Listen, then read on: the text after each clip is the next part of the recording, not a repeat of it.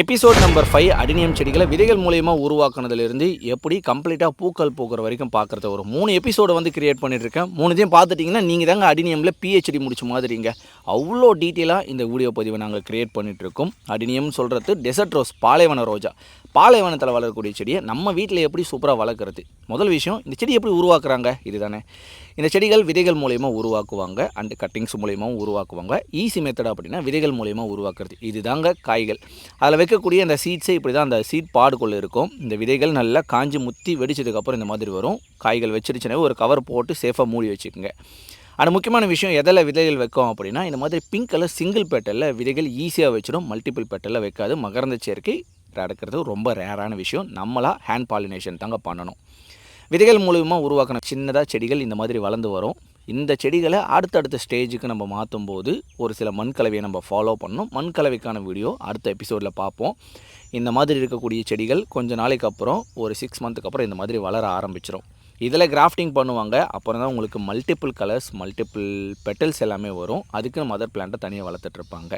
சரி தம்பி, அடினியமில் ஏதோ வெரைட்டிஸ் இருக்குதுன்னு சொல்கிறீங்களே, அதெல்லாம் எப்படி ஐடென்டிஃபை பண்ணுறது அப்படின்னா, என்கிட்ட ஒரு 2-3 வெரைட்டிஸ் இருக்குது. அதை எப்படி ஐடென்டிஃபை பண்ணுறது அப்படின்றத இந்த வீடியோ பதிவில் சொல்கிறேன். இந்த செடியோட பேர் அடினியம் அரேபிக்கம் அப்படின்னு சொல்லுவாங்க. அரேபிக்கம் அப்படின்றது மல்டிபிள் பிரான்ச்சஸ் வந்து வரும். ஏகப்பட்ட வெரைட்டிஸ் இருக்குது. சிம்பிளாக முடிப்போமே, ரொம்ப ஈஸியாகலேருந்து போகலாம். இதுலேயுமே விதைகள் இப்படி தான் வைக்கும். அப்போ சாப்ளிங்ஸ் எப்படி இருக்கும் கண்டிப்பாக கேட்பீங்க. தம்பி, அந்த சாப்ளிங்ஸ் வேறு மாதிரி இருந்தது. இது மல்டிபிள் பிரான்ச்சஸ் வரும். வளரும்போதே நிறைய பக்க கிளைகள் வந்து வளர ஆரம்பிக்கும். அதை பார்க்கும்போதே தெரியும் நமக்கு. இதுதான் அடினியம் அரேபிக்கம் அப்படின்னு சொல்கிறது.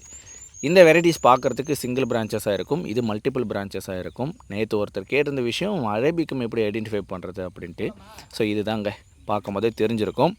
இப்போது விதைகள் மூலயமா எப்படி உருவாக்குவாங்க அப்படின்னு சொல்லியாச்சு. விதைகள் மூலயமா உருவாக்கி சாப்ளிங்ஸை எப்படி ஐடென்டிஃபை பண்ணுவாங்க, 2 வெரைட்டிஸை எப்படி ஐடென்டிஃபை பண்ணுறதுன்னு தெரிஞ்சிட்ருப்பீங்க.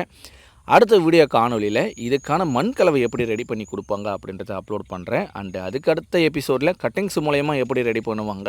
இதெல்லாம் பார்த்துட்டிங்க அப்படின்னா அவ்வளோதாங்க, முடிஞ்சு போச்சு. எங்கே பார்த்தாலுமே அடினியம் வாங்கிட்டு வந்து நீங்கள் வீட்டில் வச்சு வளர்த்துக்க முடியும். கேரிங் டிப்ஸ்லாம் போயிட்டு வேறு எங்கேயுமே கமெண்ட்ஸில் பார்க்க தேவையில்லை. வீடியோவை மட்டும் சேவ் பண்ணி வச்சுக்கோங்க. எப்போல்லாம் டவுட் வருதோ எபிசோட்ஸை மட்டும் ஓப்பன் பண்ணால் போதும், சூப்பராக தெரிஞ்சுக்க முடியும். அடுத்த எபிசோடில் பார்க்கலாம். Thank you, bye bye, happy gardening.